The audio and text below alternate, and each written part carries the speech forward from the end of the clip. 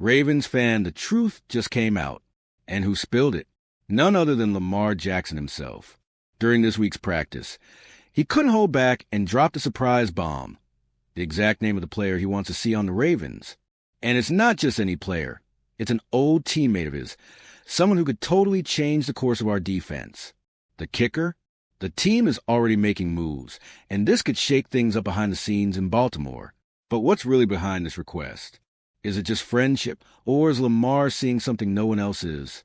Will the front office listen to the league MVP, or will they ignore the message?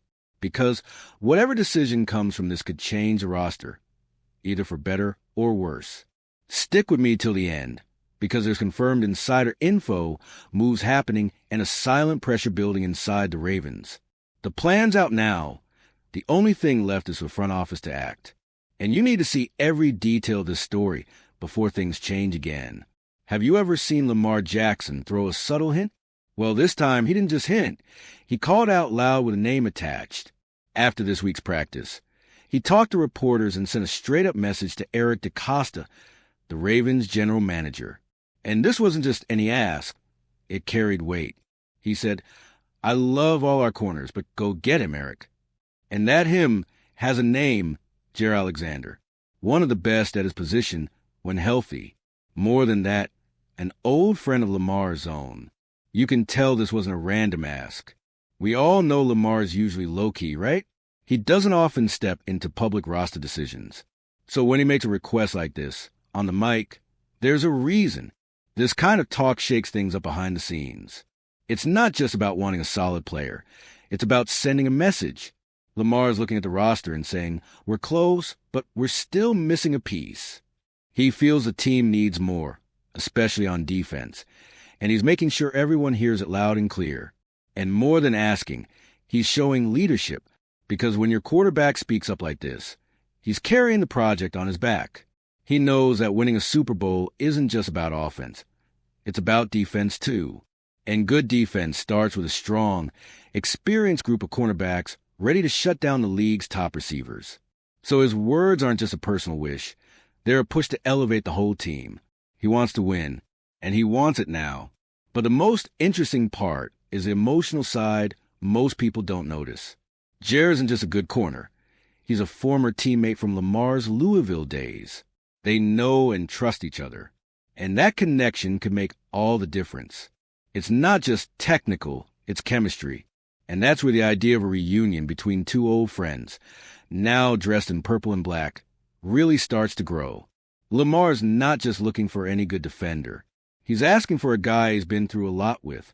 Lamar and Jair Alexander played together at the University of Louisville, and that kind of bond goes beyond football. They shared locker rooms, face challenges side by side, and understand each other without words. When Lamar says he wants this guy on the team, there's real emotional weight behind it. He's not just remembering a solid cornerback. He's thinking of a trusted partner. And in a team with big dreams, that can be the missing piece. These kinds of reunions aren't new in the NFL. Plenty of quarterbacks have called for players they already knew, because that off-field trust makes things easier on the field. And when that trust comes from your franchise player, the team has to listen. It's not just a friendship request. It's a strategic choice. Because when the roster is tight and leaders trust each other, performance rises. Lamar knows this. Plus, bringing in someone who already has history with Lamar can boost the locker room vibe. It could be the kind of addition that fits right in, no adjustment period needed. And with the high standards the Ravens have today, every little detail counts, especially in positions where trust and communication are essential. Cornerbacks have to anticipate plays, read the offense, and know their teammates have their back. Jair's presence could strengthen that sense of unity. And if anyone still doubted this was real, that doubt disappeared with insider info leaking out. Because it's not just Lamar who wants Alexander. The Ravens are already moving to try to sign him. This isn't just fan speculation or social media chatter. Jevs Rebiek, a reporter who covers the Ravens closely, confirmed the team has reached out to Jair Alexander. And he's not alone. Jocelyn Anderson, a reporter with league-wide sources, said 6 teams contacted Alexander right after the Packers released him. And guess who's on that list? Yep, the Baltimore Ravens. That shows the team is seriously watching, and Lamar's words are making waves inside the building. The Ravens front office is known for being cautious and picky with signings. When they make moves like this, it's not on a whim. They analyze everything: cost, impact on a roster, the player's health, how he fits their scheme. So just making contact means Alexander's name is definitely on their radar. The interest is real, and that heats things up even more. Now, the question is how far this interest goes. Because being curious is one thing, making a firm offer is another. The Ravens know they're not the only ones after this player. Others want him too. If Baltimore really wants to lock this guy down, they'll have to act fast and smart. Timing could be key, especially if Lamar keeps pushing publicly. The locker room already got the message. Now it's up to management to answer. But interest doesn't mean much if the player isn't healthy enough to justify the investment, right? And here comes the biggest question about Jair Alexander. Because as talented as he is, staying healthy has been a major concern the last few years. All right, we're already past the halfway point of this video. But before we continue, I noticed you haven't left a like yet. It's really important because it helps YouTube keep showing you my content so I can keep bringing you the best news about the Baltimore Ravens. So go ahead and hit that like button. It's free and it really helps. Thanks. Now let's get back to it. There's no denying Jair Alexander's talent. When he's healthy and playing, he's one of the best cornerbacks in the league. He made the Pro Bowl twice, in 2020 and 2022, whenever he was able to suit up for most of the season. The guy locks down receivers, has speed, great instincts, and plays with serious attitude. No wonder he was one of the Packers' most valuable defensive pieces. But here's the catch. All that only counts if he's actually on the field. And that's the big question mark hanging over him. In the last 2 seasons, Jair has only managed to play 7 games each year. That's a small sample for a position as demanding as cornerback. You have to be at 100% every single snap, because one slip-up can mean a touchdown for the other team. For the Ravens, a team that's already struggled with injuries in the secondary, betting on a guy with that injury history is a serious risk. His recent health issues weigh heavily on any decision. Baltimore will have to think beyond just the contract price. How do they structure the deal? Should there be performance clauses? Guarantees based on how much he actually plays? These kinds of protections might keep the team safe, but could also scare Jair away, especially if other teams offer simpler contracts. It's a tough balance, especially for a player who knows his worth and still has options. Still, his potential impact is too big to overlook. And with Lamar turning up the heat publicly, expect the Ravens to take this seriously. But now it's all on Eric DeCosta, and whatever move he makes next will be under a microscope. There's no dodging it. After Lamar's public call and all the buzz around Jair Alexander, the ball's in the general manager's court, and it's a tricky spot. If DeCosta doesn't pull the trigger, some fans will see it as ignoring the team's leader.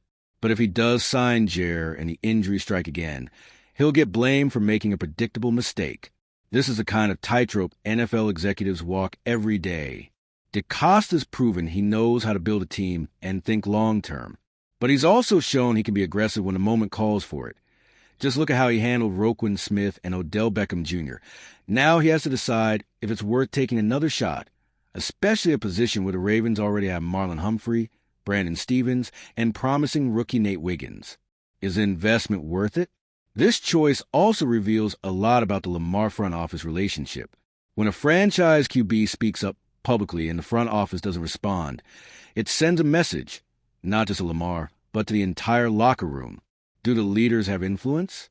Does the team listen to its pillars? Questions like these hang in the air during moments like this. DeCosta's answer will impact much more than just a roster. It will shape the whole team culture. And while there are other options at cornerback, elite talent like Jair doesn't come around every day. The front office knows that. When your franchise QB sends a message this loud, it's clear he expects a response that matches the urgency. If Lamar Jackson is publicly pushing for Jair Alexander, it means he sees something worth the risk. It's not just college nostalgia. It's a clear move to strengthen the team with someone he trusts in a defense that still needs stability. The catch? Jer is a calculated risk, and every decision now carries playoff weight. His health is a real concern. The price might be high, but the potential impact? That's top tier. And when your MVP quarterback signals like this, you can't just ignore it. The Ravens have already reached out. The name's on the table. The interest is real. What's still unclear is how far the team is willing to go. Is it worth betting on a high-level talent with a recent injury history? That depends on how the front office reads the situation and how much they trust their franchise players' judgment.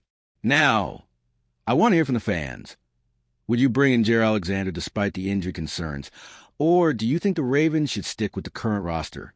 Drop your thoughts in the comments. This debate is just heating up, and it might decide the future of our secondary. And if you, just like me, are passionate about the world of football and want to learn more about the Ravens' legacy, don't leave this video without sharing it with that friend who is also a Baltimore Ravens fan and will love this content. See those video suggestions on your screen? The first one was handpicked just for you, and the other is a recommendation from YouTube itself. See you there, and until the next video, go Flock.